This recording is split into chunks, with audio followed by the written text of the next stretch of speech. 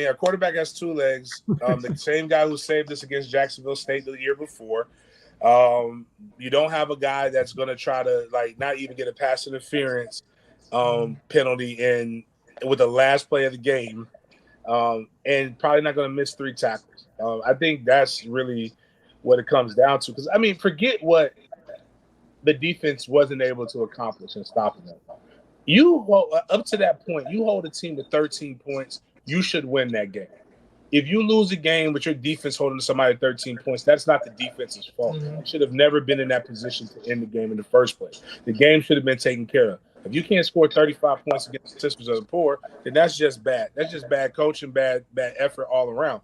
And I think it was just trying to force an issue coming off of the high of a big-time game on a short week against Notre Dame. Right now, this is it. This is all the focus is on getting this game. So I think they're going to get 110% of Florida State's focus. So I think that's the difference. Was the Notre Dame game the Monday game? It was a Sunday game. It was the Sunday game. Okay. Yeah. Yep. We only play on Sundays now, it feels like, because Florida State will play next Sunday again Right. on Friday night. And then we'll do another Friday night game. And then the Jacksonville State game was the second worst thing that ever happened on September 11th. So, Man.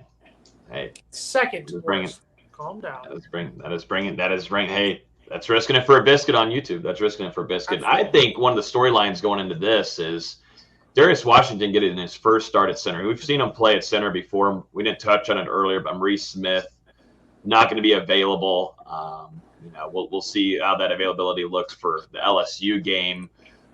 But now you have Darius Washington coming in, Jason, and I know you're a big offensive line hater. Hater.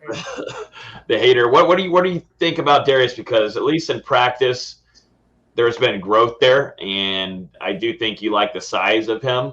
And he's a guy that you can move around, but you're still. It's the best part about this is that you're not trotting him out against. Well, you could, but your first game isn't going to be LSU. At least you'd have this week to work off of film. Obvious go into play. Communication there on the line, which is not talked about enough. I know, James, you played ball, but communication on that line is huge, and it's going to be a big-time factor for this team this upcoming season. Now you've got Darius Washington making his first start under the lights in Tallahassee on Saturday. No, I'm much more confident, and I made the joke there. I was saying, tell me why I shouldn't be concerned about Duquesne. I do think Florida State's going to win the game. We'll give our predictions later in the show, but I do think Florida State wins the game easily. I think that I do like Darius Washington 2022 a lot more than what I saw of him last season. I'm confident the offensive line will be slightly better this season.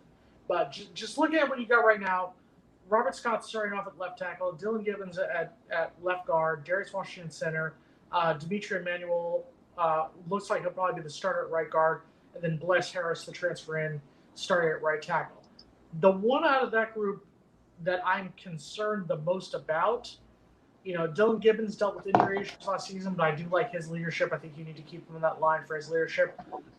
I guess just looking at that right now, I just have to say it. You can call it a South Florida bias if you want to. I can see Julian Armella being the starter against LSU. I think if Julian Armella can outplay Robert Scott in this game, Duquesne or not, I can easily see him starting that LSU game.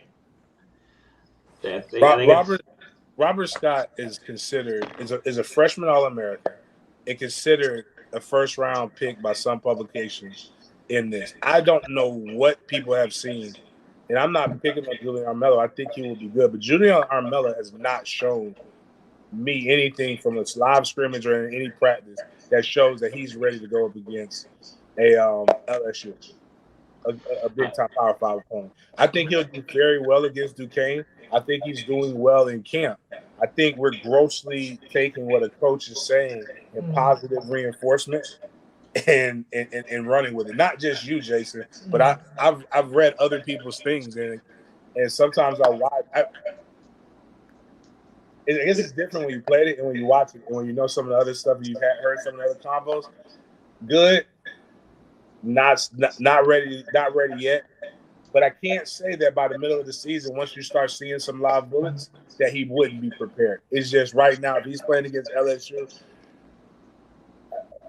you can't hide it, but it's not optimal. Definitely not optimal. James, you know what else is good but not really that great?